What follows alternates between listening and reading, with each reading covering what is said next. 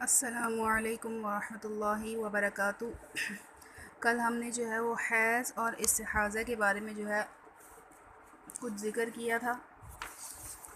تو حیض کے بارے میں بعض اوقات جو ہے وہ لوگ اس مغالطے میں جو ہے وہ غلط فہمی کا شکار ہو جاتے ہیں کہ حیض میں قرآن پاک کا چھونا جو ہے وہ درست ہے یا نہیں۔ عموماً جو ہے وہ یہ سب بات جو ہے وہ سب کو معلوم ہے کہ حیض میں جو ہے وہ قرآن پاک کا چھونا درست نہیں ہے۔ تو آج میں آپ کو جو ہے تھوڑا سا تفصیل سے جو ہے وہ بتاؤں گی، ایک ایک بات غور سے سنیے گا، اور عموماً جو ہے ہم اس میں غلطی کر بیٹھتے ہیں۔ تو جو عورت یعنی چاہے وہ حیض سے ہو یا نفاس سے، نفاس کا کیا مطلب ہے وہ بھی میں آپ کو انشاءاللہ جلد بتاؤں گی، کہ یعنی کہ جس پر نہانا کیا ہے واجب ہو، اس کو مسجد میں جانا اور کعبہ شریف کا طواف کرنا اور کلام مجید کا پڑھنا اور کلام مجید کا چھونا درست نہیں ہے۔ البتہ اگر کلام مجید یعنی قرآن پاک جو ہے جزان میں یا رومال میں لپیٹا ہوا ہے تو اس پر کپڑے وغیرہ کی چولی چڑھی ہوئی ہے، یعنی کہ جیسے کہ غلاف چڑھا ہوتا ہے، تو اس حالت میں جو ہے وہ قرآن مجید کا چھونا کیا ہے اور اٹھانا درست ہے۔ اور یہ بات تو سب کو معلوم ہے کہ جس کا وضو نہیں ہے وہ بھی قرآن مجید کو ہاتھ نہیں لگا سکتا۔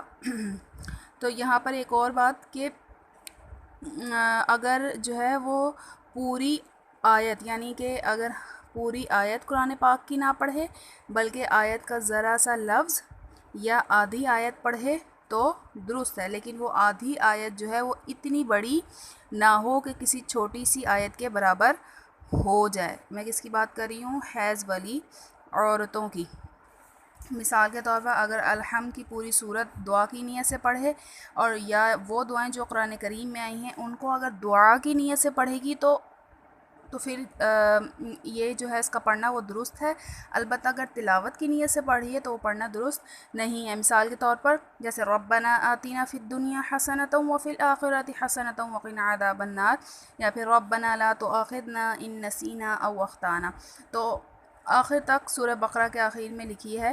تو اگر یہ دعائیں جو ہے وہ دعا کی نیت سے پڑھی ہے تو پھر پڑھنا درست ہے، لیکن اگر تلاوت کی نیت سے پڑھی ہے تو یہ پڑھنا درست نہیں ہے۔ دعائے قنوت بھی جو ہے وہ پڑھنا درست ہے حیض کی حالت میں۔ ایک اور بات یہاں پر مد نظر رکھنے والی ہے کہ اگر کوئی عورت یعنی لڑکیوں کو قرآن پاک پڑھاتی ہے تو ایسی حالت میں وہ ہجے جو ہے وہ لگوانا جو ہے وہ درست ہے، اور رواں پڑھاتے وقت وہ پوری آیت نہ پڑھے بلکہ ایک ایک لفظ کے بعد جو ہے وہ سانس توڑ دے اور کاٹ کاٹ کر آیت کا رواں کروائے بچیوں کو۔ یہاں پر یہ بات غور کرنے کی ہے۔ اور کلمہ اور درود شریف پڑھنا اور خدا تعالیٰ کا نام لینا یا استغفار پڑھنا یا کوئی اور وظیفہ پڑھنا جیسے لا حول ولا قوۃ الا باللہ العلی العظیم، یہ سب پڑھنا منع نہیں ہے اور یہ سب درست ہے۔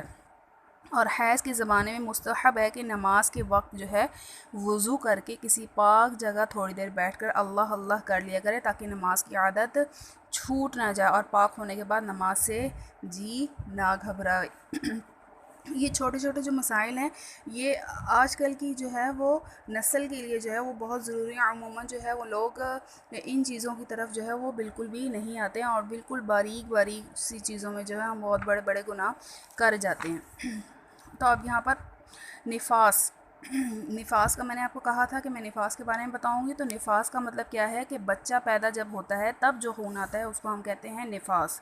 اور نفاس کی جو ہے وہ زیادہ سے زیادہ نفاس کی مدت جو ہے وہ 40 دن ہے اور کم کی کوئی حد نہیں ہے۔ اگر یعنی کسی کو ایک آدھ گھنٹے آ کر خون جو ہے وہ بند ہو جاتا ہے تو وہ بھی نفاس کہلائے گا، لیکن یہاں پر آج کے دور میں جو ہے یہ غلط سوچ ہے کہ عموماً جو ہے جب بچہ پیدا ہوتا ہے تو اس کے بعد جو 40 دن خون بھلے کسی کو آئے یا نہ آئے، لیکن وہ جو ہے نا انہوں نے ایک ذہن بنایا ہوا اپنا کہ ہاں بھئی یہ 40 دن جو ہے وہ پورے ناپاک ہی ہے عورت، تو ایسا ہرگز نہیں ہے۔ اگر ایک اور بات یہاں پہ کہ اگر بچہ پیدا ہونے کے بعد کسی کو خون نہیں آیا تو تب بھی جو ہے نا جننے کے بعد نہانا کیا ہے واجب ہے، یعنی کہ بچہ پیدا کیا تو اس کے بعد نہانا کیا ہے واجب ہے۔ اور آدھے سے زیادہ بچہ نکل آئے لیکن ابھی پورا نہیں نکلا تو اس وقت بھی جو خون آئے گا تو وہ بھی کیا ہے؟ نفاس ہے. اور اگر آدھے سے کم نکلا تھا اور اس وقت خون آیا تو وہ استحاضہ ہے. اچھا یہاں پر جو ہے نفاس کی حالت میں جو ہے وہ نماز پڑھنے کا میں آپ کو ضرور بتاؤں گی کہ عموماً جو ہے وہ اس کے اندر لوگ جو ہے وہ بہت بڑی بڑی غلطیاں کر جاتے ہیں کہ نفاس میں یعنی کہ 40 دن اگر خون نہیں آیا، تھوڑے دن آیا اور بند ہو گیا تو پھر اس میں نماز کا کیا حکم ہے. تو یہاں پر ایک بات سمجھنے کی ہے کہ اگر پہلا بچہ ہوا تو اس وقت یقیناً جو ہے وہ معلوم نہیں ہوتا کہ جو ہے وہ نفاس کا خون ہے یا استحاضہ کا خون ہے. اور استحاضہ کا مطلب میں نے آپ کو بتا دیا تھا کہ کسی بیماری کی وجہ سے جو ہے وہ خون جو آتا ہے وہ استحاضہ ہوتا ہے اور اس میں نماز پڑھنا جو ہے وہ کیا ہے؟ واجب ہے.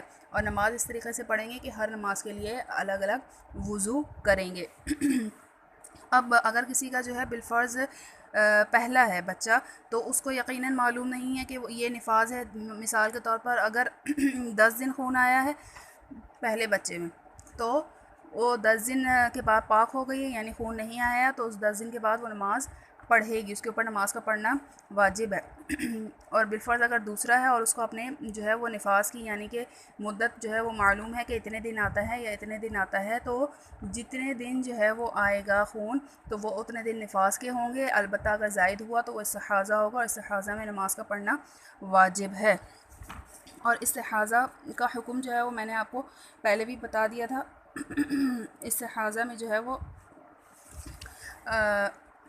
روزے کی قضا بھی ہے اور یعنی ایسی عورت نماز بھی پڑھے گی اور روزے بھی رکھے گی یعنی کہ قضا نہیں کرے گی بلکہ اسی وقت جیسے مثال کے طور پر روزے آ گئے ہیں، روزے شروع ہو گئے ہیں اور اس کو جو ہے وہ حیض ہے یا پھر نفاذ ہے یا حیض والی عورت کی مثال لے لیتے ہیں کہ اس کو حیض ہے اور اس کو اپنی جو ہے وہ مہینوں کا پتہ ہے کہ اتنے دن جو ہے اس کو حیض آتا ہے اور اس مہینے اس کو بڑھ کر آ گئے یعنی کہ وہ استحاضہ کا خون شمار ہو گیا تو وہ اسی میں جو ہے وہ روزہ رکھے گی اور ہر نماز کے لیے جو ہے وہ وضو کرے گی.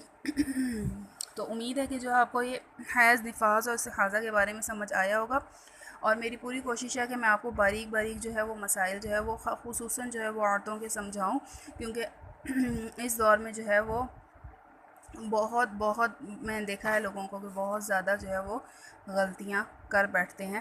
اللہ تعالیٰ ہم سب کو عمل کی توفیق دے اور اللہ تعالیٰ ہم سب کو جو ہے وہ اس چھوٹے جو ہے وہ گناہوں سے محفوظ رکھے. انشاءاللہ تعالیٰ کل میں آپ کو جو ہے وہ کچھ اس کے بارے میں جو ہے اور تفصیل سے بتاؤں گی. تب تک کے لیے السلام علیکم ورحمۃ اللہ وبرکاتہ.